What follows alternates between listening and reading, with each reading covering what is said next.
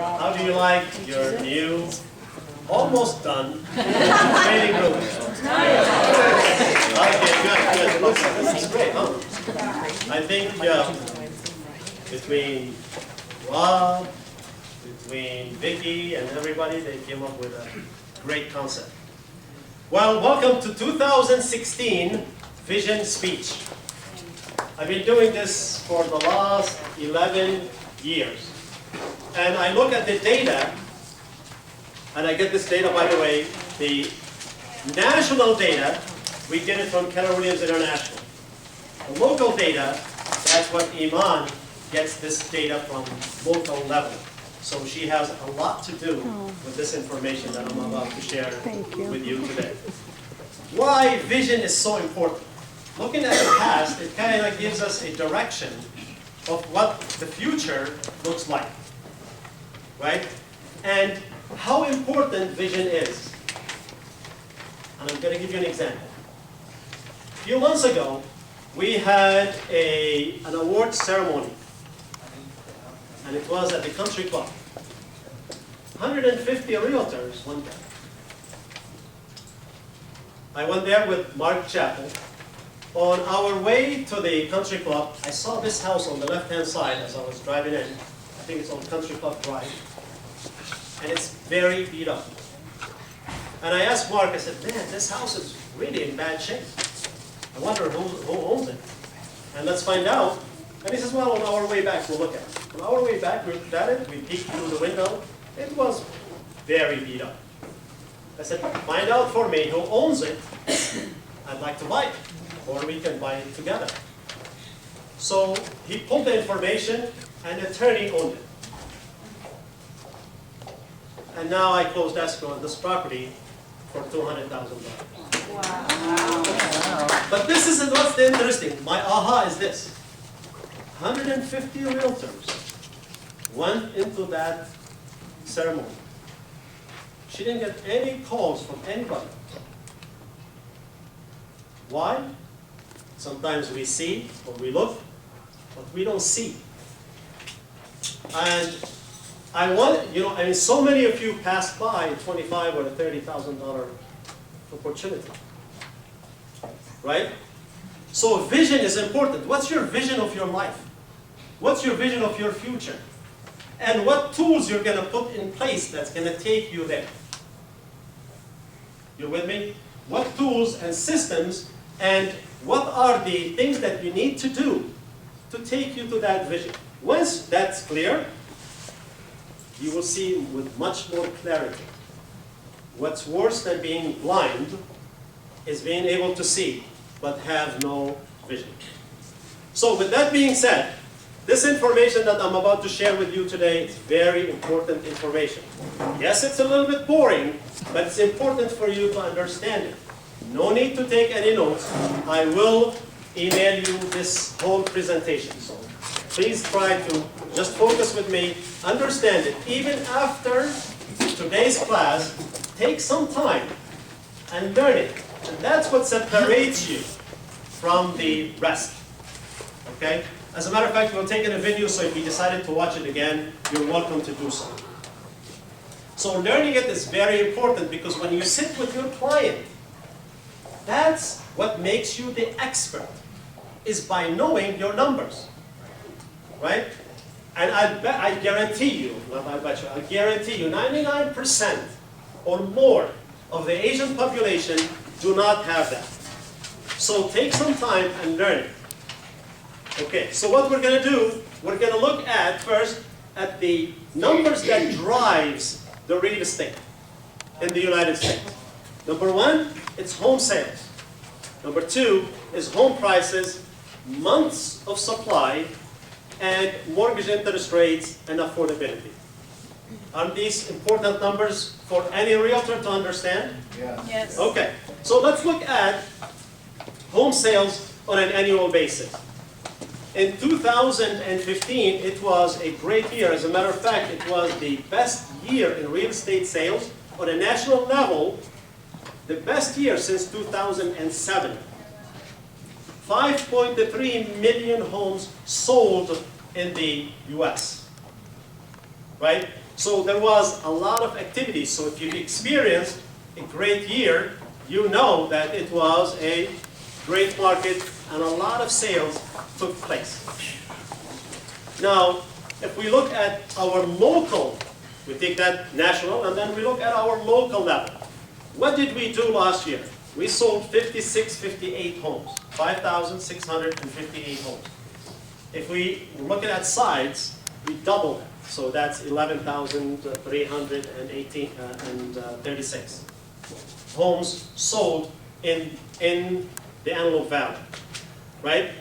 So that was a great year too. It was not as great as, it's not the best year since 2007, like the national level, because as you know, in 2009, 10, 11, a lot of foreclosures came in on the market, and there was a lot of activities, and there was a lot of sales.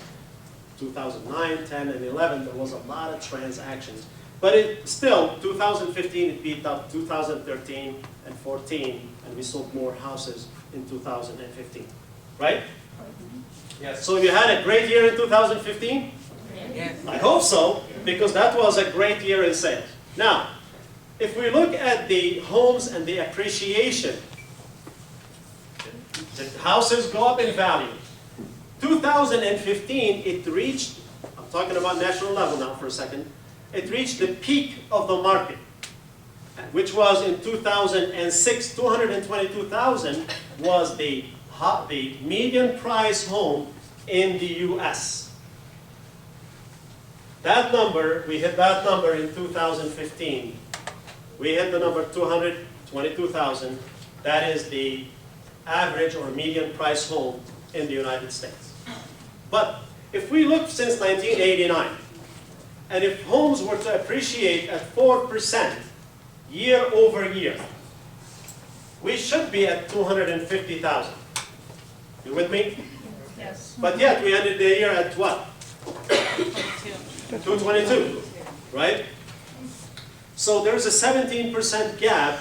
If homes were to appreciate year after year at 4%, and the government, by the way, would like to see 4% appreciation, 4 to 6% appreciation in real estate, right? That's what the government would like to see. But why there is a gap, and that's the question that we ask ourselves.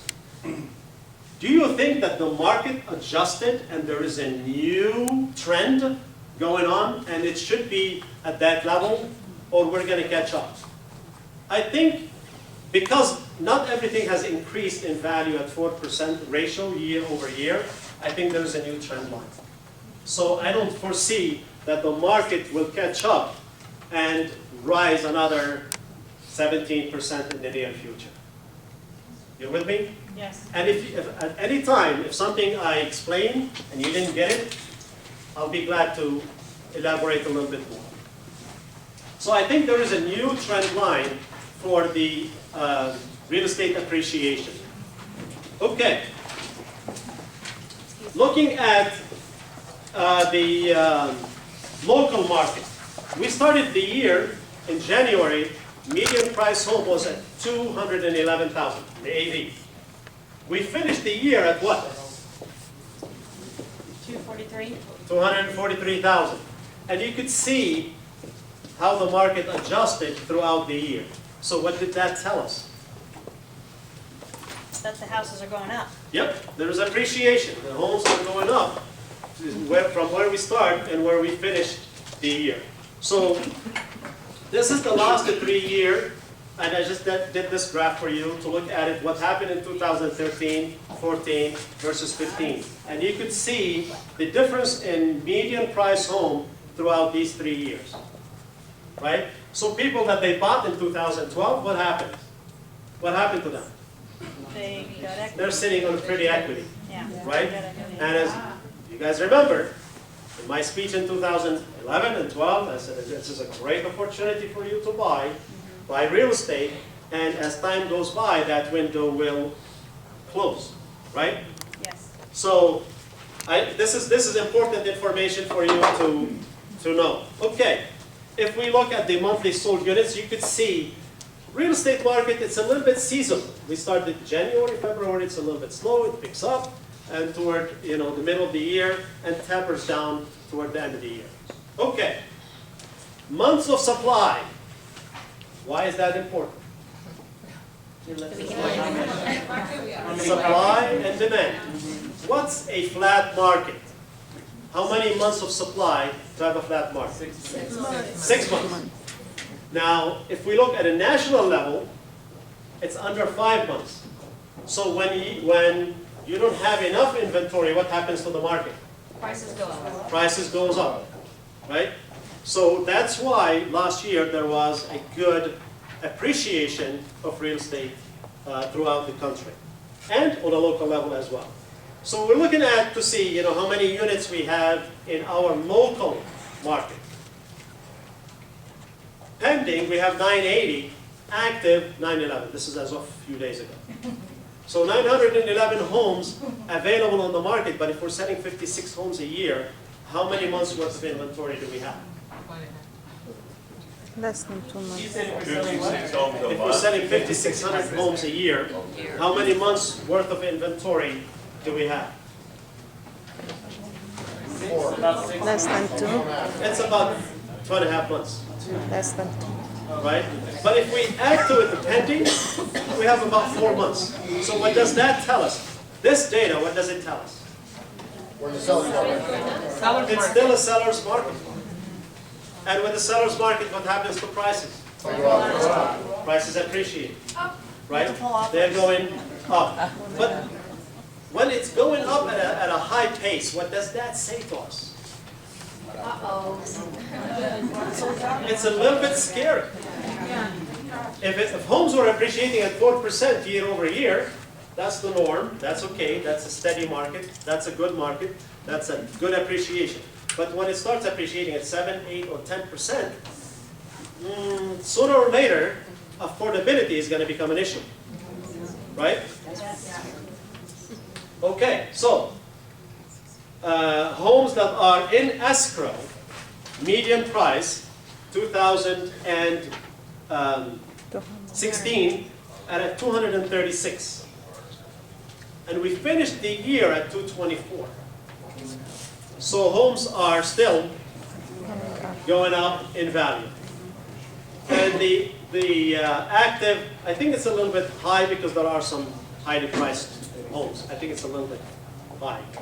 Okay, so if we look at the median price in 2014, it was 208, right? The price per square foot was at $113 a foot. We look at 2015, the median price jumped to 224. What kind of increase is that?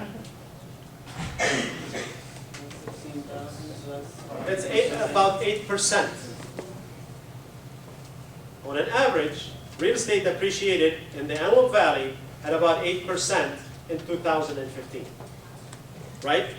So if you look at 2016 and year to date, where's the prices? 234. 234. It's appreciating, right? Yes. Now, but what is appreciating at 8% a year, what does that mean? There is a sign. I mean, there's a flag. You got what I'm saying? Yes. Flag is coming up. Okay? So, we look at the mortgage interest rates, and this is very important. Mortgage interest rates are still hovering under 4%. What does interest rate do to affordability? It makes homes very affordable. It makes homes very affordable. So if we look historically speaking, if we look from 1972 till today, the median interest rate is 8.5%. If we take it from 1991 till today, what's the median interest rate? 6.6. Where is it today? Under 4%. Now, for every 1% increase in interest rate, what does that do to the price of the home or the monthly payment? Brings it up by how much? 10%. 10%. Well, good job. 10%. So if the interest rate was at 6.6, which is another 3 points, right? What would that do to the monthly payment? 30%. As if you're increasing the price of the house on the cost of the monthly payment by 30%. Right? So what's making homes affordable? Interest rate. Interest rate is playing a huge factor in making homes affordable. You with me? Yes. Okay. So the government is always looking to do what? They have to raise the interest rate because they don't want to be at 0 or now it's 0.25%. And if you remember last year, what did I say? I said there's a good chance that the government is going to raise the interest rate toward the end of the year. It's being recorded. Sure enough, the third quarter, they raised the interest rate. And they were willing to raise it more had the economy been in a better shape. Right? So they raised it only one time, 0.25%. It was at 0. Now, to stimulate the economy or slow down the economy, what does the government do? They raise and lower it. Either they raise the interest rate or lower the interest rate. That's the only tool they have. And right now, do they have that tool? I mean, they have 0.25%, which is not much. So they don't really have that tool. So they are looking closely to raise the interest rate. But are they? Considering what's going on with the economy, that's the million-dollar question, right? If the economy continues to be anemic, they're not going to touch it. And it looks like in 2016, they're not going to play with the interest rate. They're going to keep a close eye, but I don't think they're going to increase or raise the interest rate. See, they watch it on a monthly level, and the quarter that they feel that the economy is strong enough, they will raise it. But so far, oh no. So they have not. They're not in a position to raise it. Okay. So if we look at affordability in perspective, historically speaking, the payment of the house, principal and interest, takes about 22% of the median house income. In 2015, where was it? At 15%. What does that say to us? Homes are very affordable. But again, what's making them so affordable? A great interest rate. Right? So it's 15% versus 22%, almost 22%. Right? Yes. Okay. So again, this is historically speaking, where was it? Where the affordability, it's at about 22%. It finished the year at 15%. And I think this is a slide that you should put in front of your customer if they're looking to buy. And you want to equip them with enough information that they can make a smart decision for themselves. Okay, so if we look at home prices in 1995 versus 2015. So median price home was at $114,000 in 1995. At 8% interest rate, where was the monthly payment? $833. Where was the median household income? $34,000. Where is the median price home today? $222. Where is the mortgage interest rate? And the monthly payment is, how much did it increase? By a little over $200. So it's just about 20%. But where the median household income, how much did it increase? By 60%, but yet the monthly payment only increased by 20%.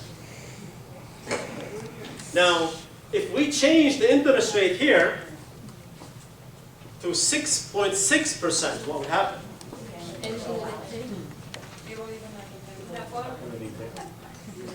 Affordability, or the monthly payment, would go out to up to $1,450.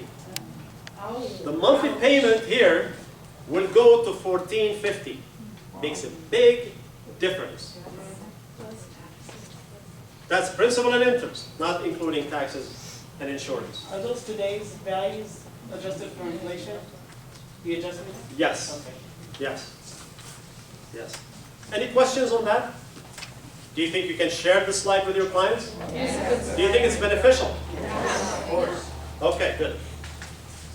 As a matter of fact, our median price is $224, so it's not far off from this number. It's pretty close, right? So let's say prices of homes went down 10%, but yet interest rate went up to 6.6. Are they better off? No. Their monthly payment is going to be more, right? Yes. Okay. So let's look at the United States economy. We look at the gross domestic product, employment, and inflation. Let's look at these numbers that they drive the United States economy. So at the GDP, it's been hovering around 2 to 2.4%. The government would like to see 3 to 4%. As a matter of fact, it has been at that number, and we expect 2016 to continue at the same pace. GDP is a gross domestic, it's purchases, buying, selling. That's what they look for, to see how active the market is. Okay, so the GDP on a quarterly basis, the second quarter, it went up to 3.9%. The government thought, wow, we're doing good. The third quarter, they raised the interest rate. They raised it by 0.25%, right?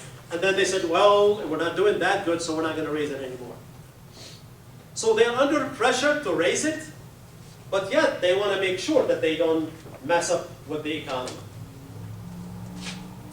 Okay, if we look at the United States and see which states are doing good, okay, or bad. The states that are in red, they're in recession. What's that? States that are in yellow, they're pretty much in recession, borderline recession. The states that are in purple, they're like, okay. States that are in blue, they're doing good. So that's why we haven't felt any signs of a weakening economy in California, right? And gas prices, though, so the states that are dependent on gas and mining and manufacturing, they are the ones that they are struggling, right? Okay, and we look at unemployment. 2015 was about 5.3. The target is 5%. 5.3 is not a bad unemployment ratio, but it's like it's moving down toward the 5%. But it's been there before, but I don't know what happens. The cycle, the market, things change, and these numbers do change when the economy changes. So we look at local level unemployment in Palmdale, Lancaster, versus the state of California. We see that we do have a higher number of unemployment if we look at the entire state and we compare ourselves, local level, to the entire state. We will see that we are a little bit higher in Lancaster, and we are about 2 points higher in Palmdale, which was kind of a little surprising to me. I thought it's the opposite, but it's not true. Okay? And this is for the last, since 2007. So the state of California is like a little under 6%. Palmdale and Lancaster, Lancaster is 6.7. Palmdale is at 8%. That's the unemployment rate Question, do you think that can be one of the reasons that we have a high level of unemployment is because a lot of people retire themselves from this area? That's one reason. That's retirement, and I think there's a lot of people on Section 8 too that plays a factor. I have that in my government, and you're gonna mention it. Yeah, I mean, well, these are unemployed. That considered unemployed. Okay, so these are numbers that are important to you as well, to share with your client as well. Okay, so we look at median household income, state of California versus Palmdale and Lancaster. So in California, the median household income is almost $62,000. In Palmdale, about 10% less. And in Lancaster, another 15% less than the median household income in the entire state. And that's expected, really. I mean, that's normal. That's not abnormal. Okay? Because it changes from one city to another. It's not like, you know, the entire state is at $62,000 median household income. Okay. Inflation. Why inflation is important? Why the government looks at inflation? Huh? The value of the dollar? And does deflation scares them? Yeah. With deflation, so people are not building equity. It's unemployment. They want to see appreciation and prices goes up at a moderate rate. They would like to see 2 to 4%, not minus. As a matter of fact, Europe is challenged by deflation. Okay, so they want to see prices do go up. Okay, so let's look at the events that sales side per agent, the credit condition, distressed sales, and what have you. Let's look at, on a national average, if we look at the number of homes sold compared to the number of agents, we would see that an average agent should have sold 9 transactions in a year. You with me? That's the average on a national level. Local level, it's pretty much the same. I think it's about, I'll get to that in a second. Local level, if we look at the local level, we had 5,600 transactions, which is 11,200, whatever. And that equates to 8 transactions per agent on a local level. So if you want to be average, do you? No. Okay, good. All right. So we look at the credit conditions. The government overall, I mean the banks overall, they are loosening credit. Before, it was hard to get somebody qualified and approved. That has changed a little bit. They're not as strict and stringent as they used to be. All right, distressed sales, homes that are in foreclosure or short sale, they're about 8%. They would like to see 5%. So we're pretty close to the norm where it should end up. Whether it's foreclosure or a short sale, they call it distressed sale. It doesn't matter. Okay, homes underwater, which means they owe more on the house than what the house is worth. Right? We are at about 8% on a national level. They would like to see 6%. So if you look at the distressed sales and homes underwater, they're the same number, right? Those people, in order for them to sell their house, they would have to do a short sale or they have to be foreclosed on. Okay, the Federal Reserve, like I said, they're trying to increase or raise the interest rate, but they're having some challenges with the economy. It's not where they want it to be. They're not comfortable in raising the interest rate as of yet. And I expect in 2016 they'll remain the same. I find it hard to believe that they're going to increase or raise the interest rate. So I'm expecting it to remain in the under 4%. Oil prices. Oil is a double-edged sword. We love it when we go to the gas stations and fill up our tank, and it's saving us quite a bit of money. But it's also, it's putting pressure on the GDP. And the countries that they produce oil, they consume, they buy a lot of products too. So it goes both ways. We sell and we buy. And when they have lower sales, they have lower purchases. And I think that's what affects the economy, like the Chinese economy and all the, all of the producing countries, the manufacturing countries. Okay, we look at student loans, and this is important for us to understand. Students that are graduating, they're graduating with a high debt, almost $30,000. And that is about $333 a month in payment. So you graduate with debt. On an average, it's $30,000. Right? Now, having that loan, what does that do? And these are the future buyers, by the way. So having that loan, what does that do to their being able to afford homes? Yeah, it puts pressure on their affordability. Right? As a matter of fact, it went up by a lot. Okay, let's look at global events. Because see, we are part of this world, and what it affects us. Because we're interlinked. So if we look at the Chinese economy, it's, there's a huge slowdown. And also gas prices has a huge, it's pressuring, there's a pressure on the economy overall by having lower oil prices. The third thing that is also a global concern is the European market. They are, like I said, they're facing deflation. And the Central Bank of Europe said, well, we will do another stimulus package if need be. And they're getting ready to do so.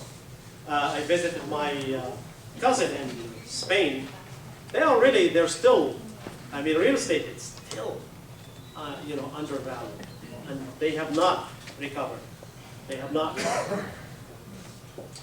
Okay, the world's wealthy, allocation of financial investments, months of supply, and days on the market. So we're going to look at the world wealthy. In 2005, there was in the US 2,669,000 millionaires, right? In 2014, what do we have? 4 million. That's an increase by how much? 63%. 63%. If we look at in Canada, they used to be 2,322,000, and now it increased by 43%. But look at the millionaires' wealth. It got from since 2005 to 2014 went up by how much? 69%. And how many trillions do they own?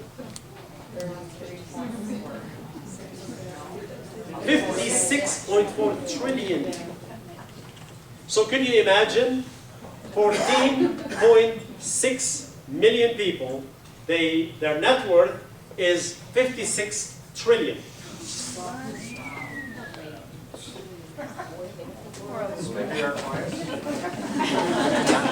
there are a lot of people that they sit on a lot of money. I'm talking about millionaires and up. Okay. So how do they allocate their money? Those wealthy people, what do they do with their money? In 2014, 17% is in real estate, whether it's commercial or residential, but it's in real estate. Cash, look from 2004 till 2015. Cash and their deposit in their banks. How much is that? 25%. Do you think that has something to do by when they invest their money, what happens to the economy? Are they worried? Yes. Yeah, they're concerned. They're concerned. They're not comfortable in putting their money out. 17% of their money is in fixed income. 27% is in the stock market, and 13% in other investments. Okay? What I see there is people probably move their money from fixed income to cash because they're not getting that much of a return right now. And they said, I might as well keep it in cash. Yeah. Yeah. Okay. So that's how they allocate their funding. Let's look at the commercial side, because that's what they, I mean, what kind of impact it's having on our market. Huge. It's every 6 months it's double. See, you're right, every 8, 10 years, something happens. Something, new innovation happens, there's a pivot, right? And that creates what? Havoc. That creates havoc. How do we create havoc? By doing what? Change. People want to say, oh, well, this is a great idea. How can I imitate that idea? How can I compete with that idea? How can I make it better? So there is a havoc that's created, and then what comes after that? Where do you think we are now? In a stability, pivot, or a havoc? Stability.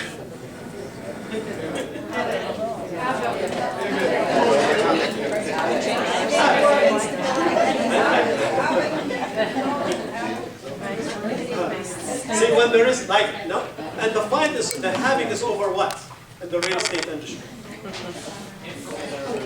Yeah, information. It is on the how to market that listing, capture that lead, sell it to those agents, and make money. The real estate industry has over $70 billion in income. How could I have my unfair share, or how could I grab part of that income? Do you agree? Yeah. So how can I bring this listing, your listing, to the consumer that I'm getting it for free, right? I don't pay for those listings that you are taking. I am a search engine. I'm going to take it and show it to the consumer, capture that lead, sell it to the agent, and make money. Right? So we create drones, photography, live streaming, 3D showing. All of that is structured around the listings. And honestly, the internet, well, we gave it away. We gave our listings away. Zillow, that's a multi-billion dollar. They created a multi-billion dollar company of your listings. Selling us our listings. No more. Yeah, selling us our listings back. You know what I'm saying? So, last year, how much money was spent on real estate technology funding? $1.5 billion spent on real estate technology funding. Does that concern us? Yes. And the question was, what did they spend that money on? Marketing? They spent it on search. How to search for homes, deliver a great product to the consumer. 60%, almost 60%. It was spent on search. I mean, we let the cat out of the bag, and now it's hard to put that cat back in the bag. So we created this monster, and now there is upstream brokers portal that are trying to create a structure that will put the broker in the driver's position to capture those leads, and the broker gets them. You get what I'm saying? So those engines would be great engines for us once they are done. But they're trying, we'll see how that goes. Okay, now the sharing economy. We looked at to see where, if you are leasing a car, buying a new car or a used car, and what's the difference? If you were leasing a car, this is what it's going to cost you. $23,000. Buying a car, $18,000. Buying used, it's $15,000. And we compared that to Uber. If you were to use Uber all the time. Ubering, it'll be $16,000. Owning a car will be $9,000, so still owning a car is cheaper than using Uber. All right? But what's better, buying it new, lease, or used? Used. Buy it a few years used car. You don't have to buy a brand new car. Right? It makes sense. All right. So, and we looked at the median household income. People that they own homes versus tenants, renters. So this is an excellent slide to put it in front of somebody that's renting and thinking, oh, should I buy or should I not? The median net worth of a homeowner, it started, in 2001 it was 211, in 2013 it was 195,000 on an average. Now you could say, well, I only own, or I have $50,000 worth of equity in my house, and that's all I have, plus furniture. I'm worth $75,000. We're talking about somebody else could be, could have $500,000 equity. But the median net worth is $195,000. But a tenant, what's their median net worth? It hasn't changed. $6,000. They think if I save money on the house, I'm saving it. People spend it. They don't save it. So let's say your monthly payment is $2,500, but you could rent for $2,000. You say, why am I going to buy? It's cheaper for me to rent.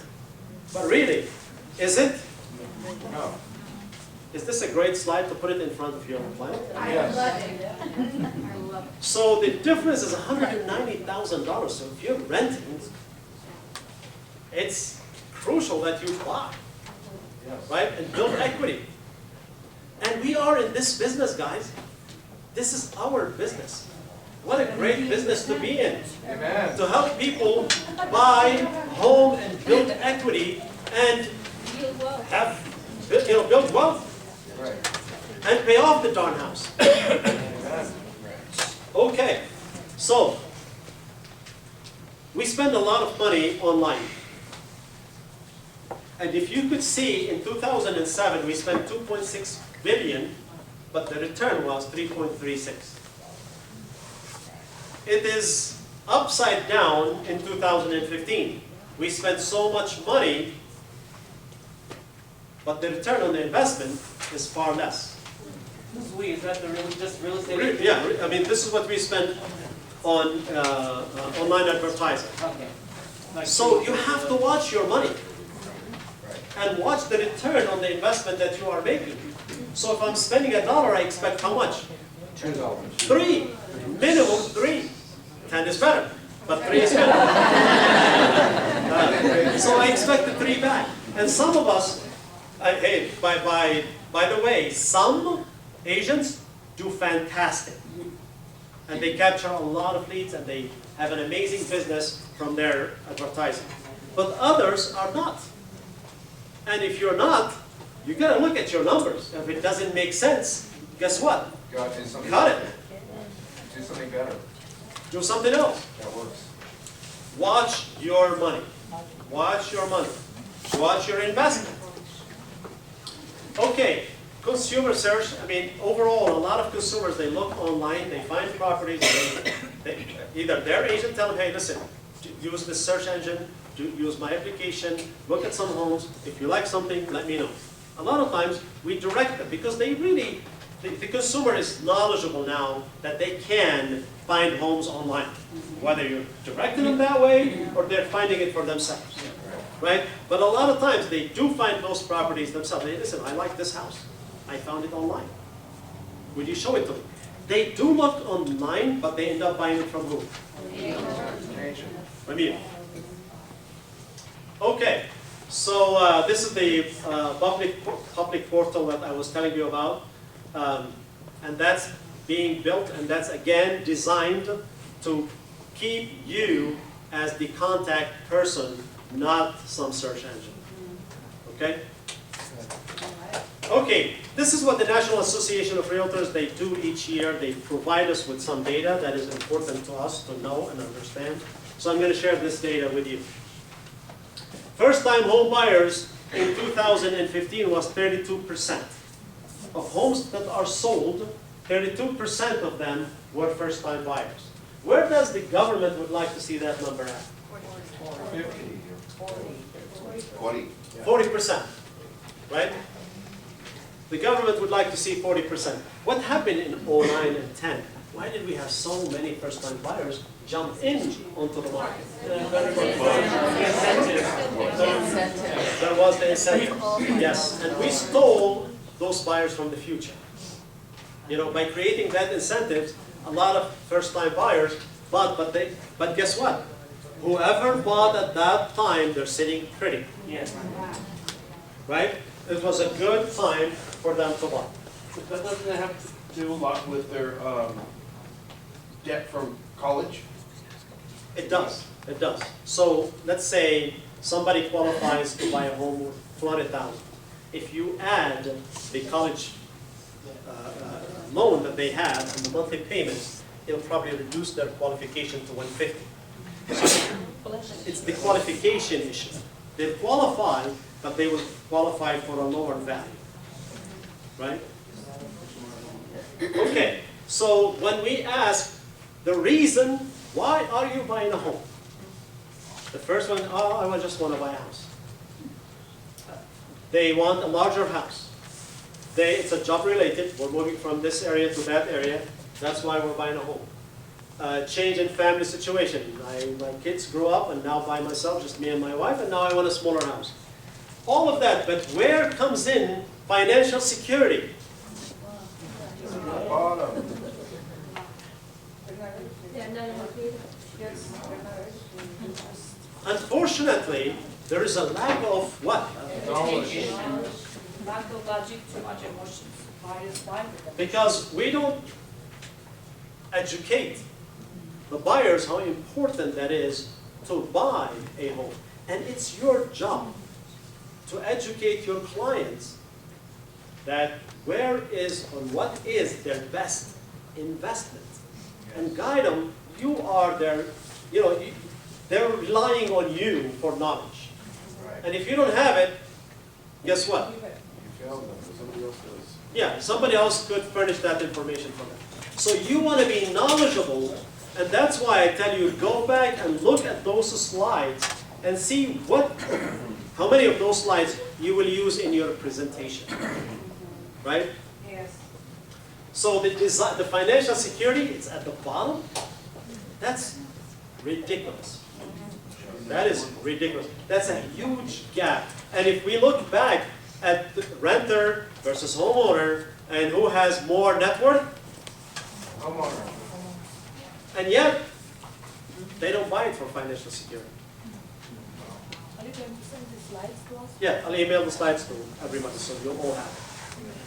Thank you. Okay, weeks in search. I mean, the internet is prolonging the search. So if I'm thinking about buying a car, I would go online, I start looking at some cars, see how much they're selling for, the feature that it has. By the time I'm ready to buy a car, it takes me a few weeks, so then I'll buy a car. Same thing with the houses. They look online first, right? They start searching online, and then, so it's taken about 10 weeks for a home buyer to buy it. Yep.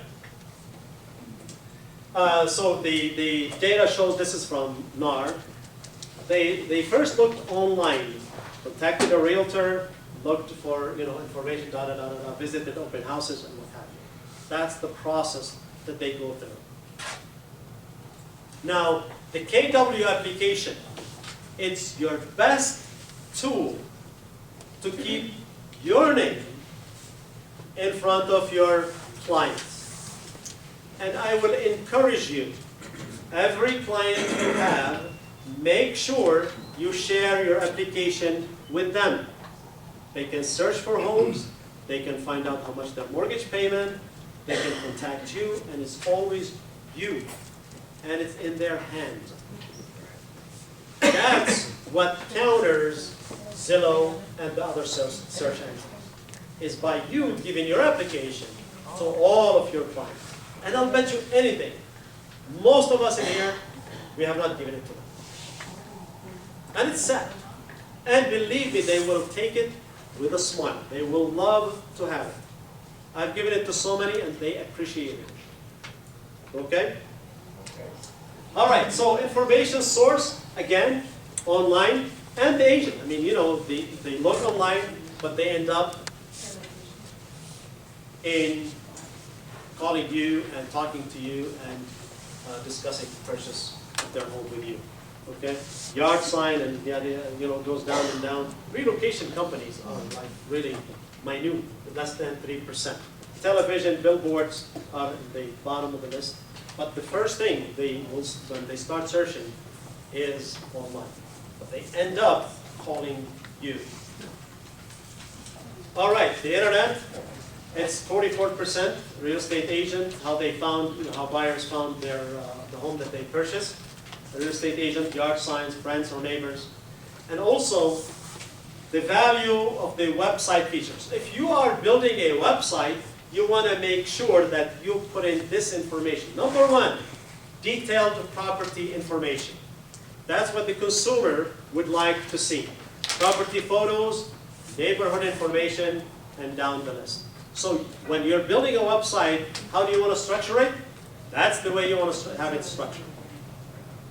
You're with me? Yes. Methods of home purchase still. They use an agent 87% of the time. The rest is builder or builder's agent, or they bought it from the previous owners, a very small percentage. But you are in the center. I mean, we are the driving force. We are the driving force of the real estate industry. Could you imagine that there's no real estate agents in the nation? No. It will be a chaos. Okay. We're number one. Yes. Buyer's agreement. A lot of us, we think we're protected because we have a listing and we have a listing agreement. We're protected with our commission. But in reality, the buyer, it should be under an agreement as well. You should have them sign a buyer-broker agreement. And a lot of us, we don't do that. What? I'm afraid they're going to say no. Right? But you spend 1, 2, 3, 4 weeks with that buyer, and all of a sudden they go and buy a house with somebody else. How does that make you feel? It's horrible. It's horrible. You don't want to be in that position. So sign them on that agreement. If you tell them what you're going to do, and I think it's here, you're going to help them find. This is what they want from you, by the way. They want you to help them find a home. Help them negotiate terms of the agreement. Help them price with price and negotiations. Price comparable homes in the neighborhood, the house that they're buying, how it compares with other homes. What's the price of the neighborhood homes? Help them with paperwork. Tell them how much they can afford, and help them with financing. So if you're doing all of that for them, they're not going to use anybody else. So make sure you sign them on a buyer-broker agreement. Right? All right. And the referral business is still the number one for realtors. It's a strong part of your business. And if you're not getting referrals, check out what you're not doing. Right?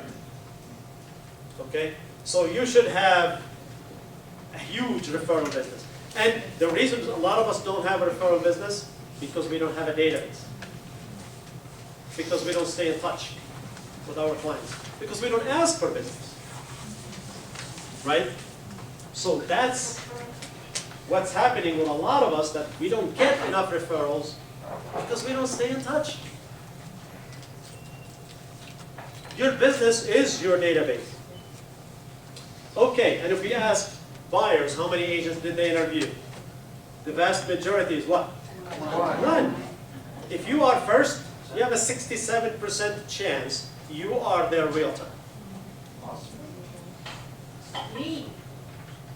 How many, you know, they, 2 is 20% and the rest doesn't count.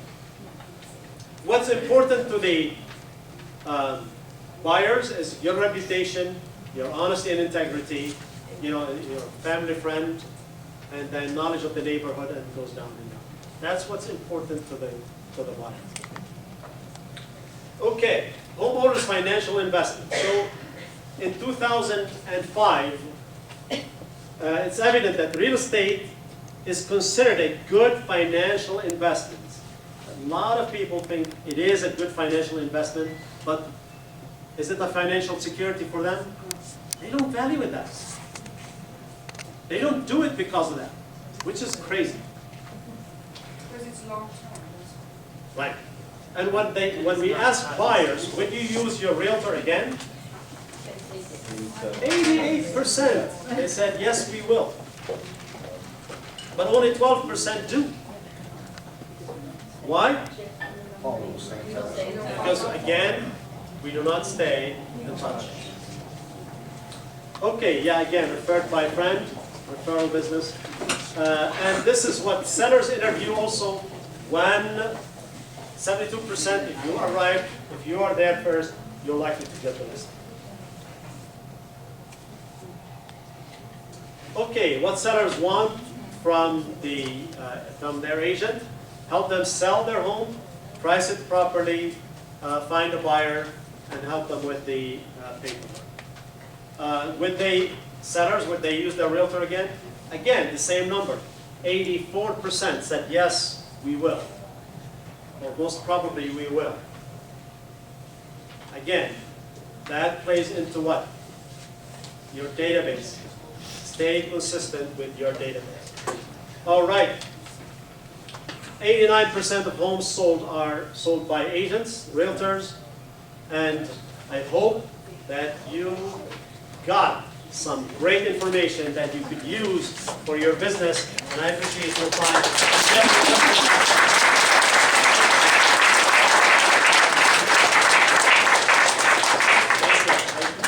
Any questions? Any ahas?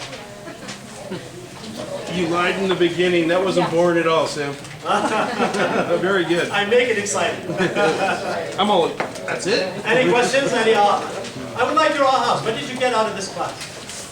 Ton of information. Where do you start? Yeah, this opened my mind with the way I think about helping clients. Because the other day, I found the best home for this client, and the wife said, I'm not going to buy this because there's a hospital bed in it. But I'm thinking I should have been more assertive to say this is going to give you reaps of reward income. And I didn't push, I didn't become aggressive. Yes. This is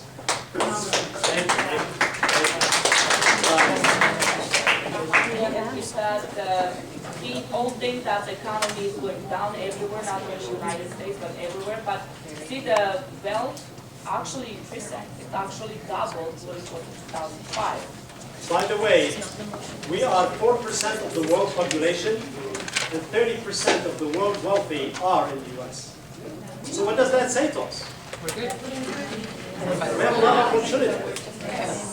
We have a lot of opportunity. Yes. I love what you said about the interest rate, how it affects the monthly payment. Yeah. Because I think that's a simple way to explain interest rates to our clients. Correct. For every 1%, there's a 10% increase in your payment. What you're saying, U.S. economy is recovering faster than areas. The rest of the world. Yeah, $1 a year.